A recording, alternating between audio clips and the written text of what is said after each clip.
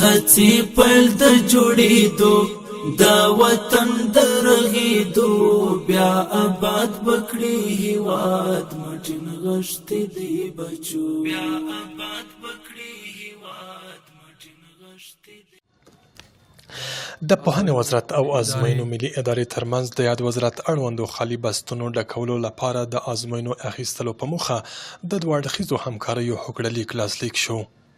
یاد هوکړلیک د پوهنې وزارت له لوري د سرچینو او ادارې د معین الحاج مولوي صبغت الله وسیل او د ازموینو ملي ادارې له لوري د یاد ادارې د رئیس شیخ عبدالباقي حقانی لخوا لاسلیک شو.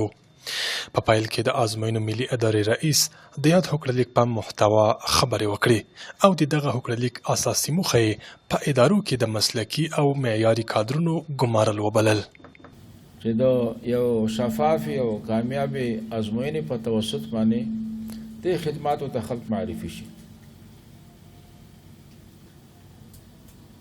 نو یو شفافه آزاده پروسه چې د هغې د لارې مستعد کادرونه مناسب ځایونو ته معرفي شي، دا د یو کامیاب او آزاد افغانستان تضمین کوي. ورپسې د پوهنې وزارت د سرچینو او ادارې معین له پوهنې سره د ازموینو ملي ادارې د همکاریو قدرداني وکړه او له هغوی مننه وکړه.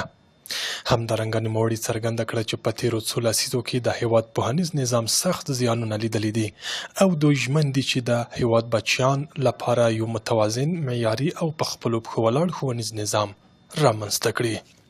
خو الحمدلله عزم موجود ده، اراده موجوده ده.